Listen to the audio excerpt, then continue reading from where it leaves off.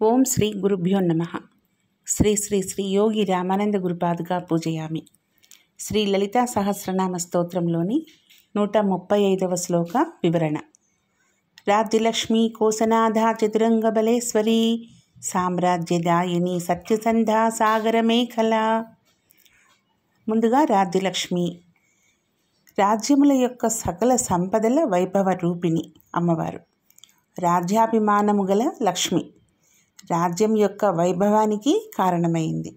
రాజ్యాలన్నీ ఆమె ఆధీనంలోనే ఉంటాయి కూడా. కాబట్టి సంపన్నురాలు, నిరవధికమైన శ్రేయస్సు కలది. అష్టలక్ష్ములలో రాజ్యలక్ష్మి ఒకరు. రాజ్యం ఉంటేనే సరిపోదు, రాజ్యానికి ఉండాల్సిన శోభ, వైభవం కూడా ఉండాలి. సకల భోగ భాగ్యాలు, సకల సౌకర్యాలు, ముఖ్యంగా ప్రజాభిమానం ఉన్న రాజ్యమే రాజ్యం.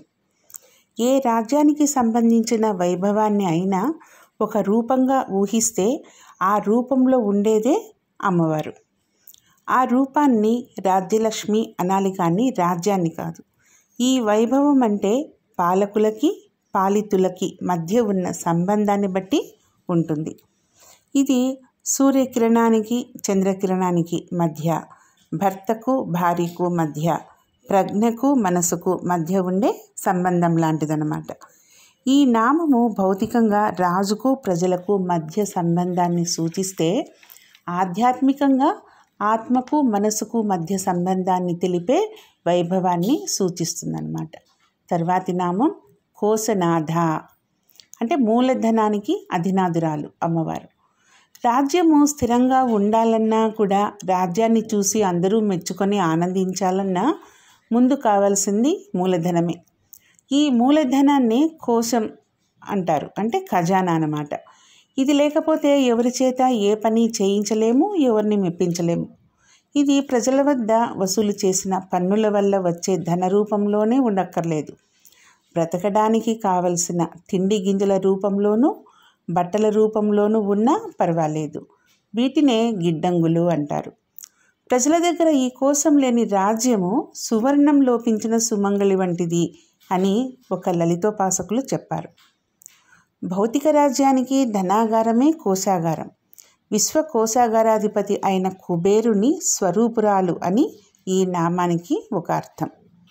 మన అంతరంగ రాజ్యానికి శుక్రం లేదా శుక్లం మూలధనం అవుతుంది. సప్త ధాతువులకు పెట్టుబడి ఈ శుక్లం నుండే సంక్రమిస్తుంది.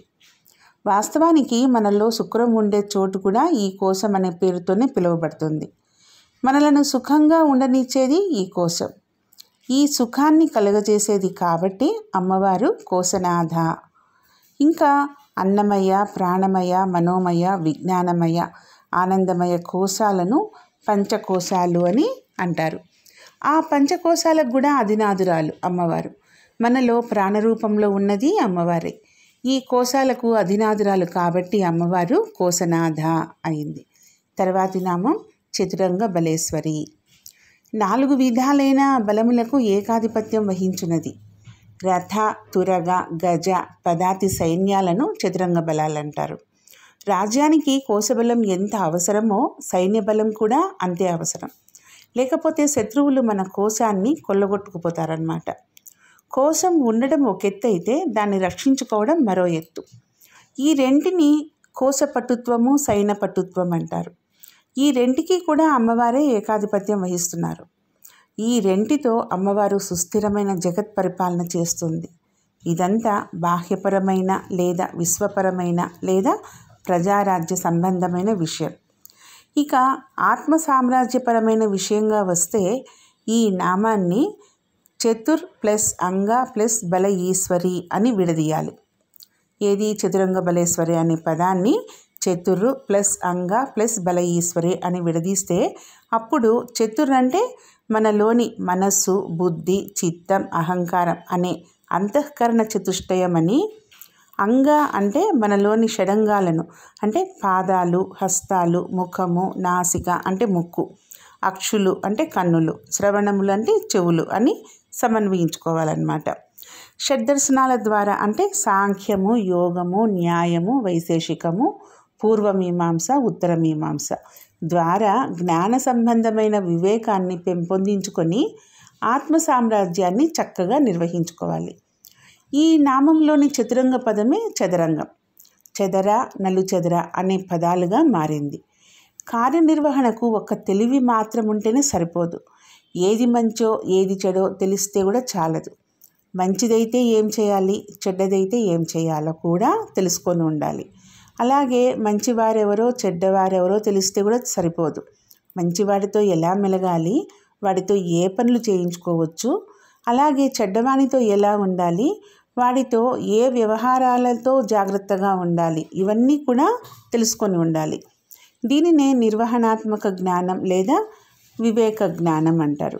కౌటిల్యుని జీవిత చరిత్ర చదివినా, కౌటిల్యుడు రాసినటువంటి అర్థశాస్త్రాన్ని, కుటిల నీతిని చదివినా తెలుస్తుంది. రాజ్యాధిపతులు ముఖ్యంగా ఇవి తెలుసుకోవాలి. మంత్ర విద్యకు సంబంధించిన బీజ, పద, సంఖ్య, రేఖాంగములకు అధీశ్వరి కాబట్టి అమ్మవారు చతురంగ బలేశ్వరి అనే. తర్వాతి నామము సామ్రాజ్యదాయిని, అంటే సామ్రాజ్యమును ఇచ్చున్నది అని.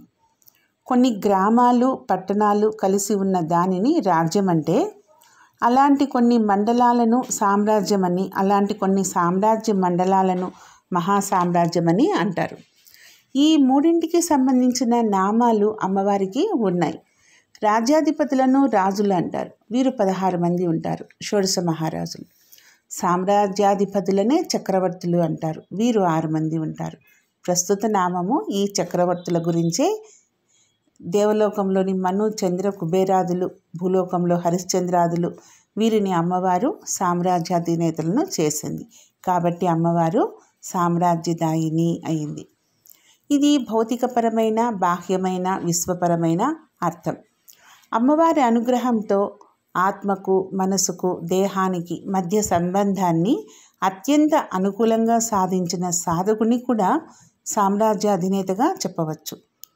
మన మీద మనకు అన్ని విధాల ఆధిపత్యము, తెలివి ఉంటే మనము స్వరాజ్యాధిపతులం అవుతాం. మన ఊహలు మనకు దుఃఖితి తేకుండా ఉంటే మనకు ఈ స్వరాజ్యాధిపత్యం వస్తుంది. అంటే మనకు కానీ ఎదుటివారికి కానీ కష్టాన్ని కలిగించే అభిప్రాయాన్ని, మాటను, చేతను మన నుండి రాకుండా ఉండే స్థితిలో మనం ఉంటే మనకి స్వరాజ్యాధిపత్యము వస్తుందన్నమాట. ఈ రకమైన స్వరాజ్యాధిపత్యాన్ని కలిగి ఉన్న నాడు మనము సామ్రాజ్యాధినేతల కంటే కూడా ఆధ్యాత్మికంగా మంచిగా పై స్థాయిలో ఉంటాం. సామ్రాజ్యాధిపత్యానికి కావలసింది జయం అయితే స్వరాజ్యాధిపత్యానికి విజయం కావాలి. బయట పరిస్థితులపైన, వ్యక్తులపైన మనకు నియంత్రణ, ఆధిపత్యం వస్తే దాన్ని జయం అంటారు. మన మీద మనకు అంటే ఇంద్రియాలపైన, అరిషడ్వర్గాలపైన నియంత్రణ, ఆధిపత్యం వస్తే దాన్ని విజయమని అంటారు. ప్రజా సంబంధమైన సామ్రాజ్యాన్ని ప్రసాదించినది, మోక్ష సామ్రాజ్యాన్ని ప్రసాదించినది అని ఈ నామానికి అర్థం. తర్వాతి నామం సత్యసంధ, సత్యానికి స్థానంగా కలది అని. ఈ విశ్వంలో సత్యమైనది బ్రహ్మే. బ్రహ్మ సత్యం జగన్మిథ్య. అందువలన సత్యం అంటే బ్రహ్మ అనే అర్థం చెప్పుకుంటే బ్రహ్మయందు స్థానంగా కలది అంటే బ్రహ్మసూత్రాల అవధులను దాటకుండా విశ్వ ప్రణాళికను అమలుపరచు సమన్వయ స్వరూపిణి అమ్మ. అమ్మవారి సత్యసంధత ఆమె సృష్టిలోని సర్వ వస్తు పదార్థ శాశ్వత లక్షణ ధర్మాలే నిరూపిస్తాయన్నమాట. భక్తులకు ఆమె అనుగ్రహించి ప్రసాదించే వాటి ద్వారా ఆమె భక్తుల పట్ల ఆమె తీసుకున్న ప్రతిజ్ఞా సత్యసంధతను వెల్లడిస్తుంది. సత్యమునకు స్థానంగా కలది అని ఈ నామానికి అర్థం చెప్పవచ్చు. తర్వాతి నామం సాగర మేఖల, అంటే సముద్రములే వడ్డానంగా కలది అని. సాగరం అంటే సముద్రం, సముద్రం అంటే ముద్రలను కలిగింది అని అర్థం. సృష్టికి కావలసిన సమస్త జీవ వస్తు జాలానికి సంబంధించిన అచ్చులను ముద్రలు అంటారు. సముద్ర పదానికి ముద్రలు కలిగినది అని.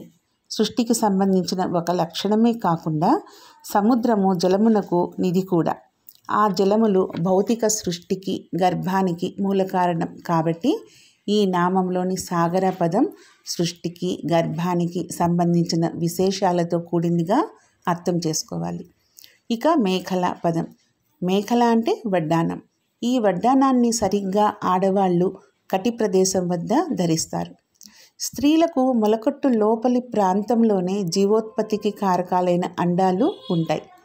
అమ్మవారి మొలకట్టు కూడా విశ్వగర్భానికి సంబంధించింది కాబట్టి గ్రహతారకాది సంయుక్తమైన విశ్వ సృష్టికి కారణమైన ప్రాంతంగా అమ్మవారి వడ్డాన స్థానాన్ని చెప్పుకోవాలి. సరిగ్గా ఇక్కడే సృష్టికి సంబంధించిన వివిధ వస్తు జీవ జలాల ముద్రలు ఉంటాయి.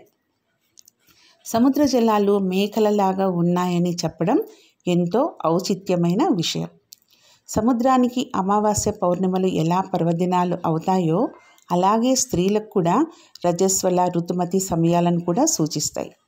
సముద్రము రత్నాలకు వివిధ జలచరాలకు ఉత్పత్తి స్థానం. అలాగే స్త్రీ గర్భము మానవ జాతికి ఉత్పత్తి స్థానం. ఇలా అన్ని విధాల ఈ నామం సార్థకమైంది. అందుకే అమ్మవారు సాగర మేఖల అయింది. భౌతిక శరీరం అనే సంచిని తిరగేయడానికి బోర్లేయడానికి ఉపయోగించే పట్టు మన బొడ్డు వద్ద ఉంటుంది. అంటే పదార్థానికి సంబంధించిన అధోలోకాలకు ప్రజ్ఞకు సంబంధించిన ఊర్ధ్వలోకాలకు సమన్వయాన్ని తెలిపే సీమంత రేఖే ఈ సాగర మేఖల.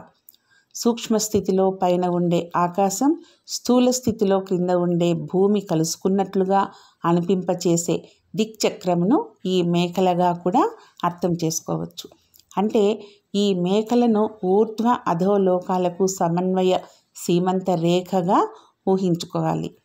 సముద్రాలను మేఖలగా కలిగినది అంటే సృష్టికి తోడ్పడే జలాలను ముద్రలను కలిగిన సముద్రాలను జీవ అండాలతో గర్భధారణకు సంబంధించిన కటి ప్రదేశం వద్ద వడ్డానంగా ధరించింది అని నామం. ఈ నామానికి అర్థం చెప్పుకోవచ్చు. ఓం శ్రీ మాత్రే నమః. ఓం శ్రీ గురుభ్యో నమః.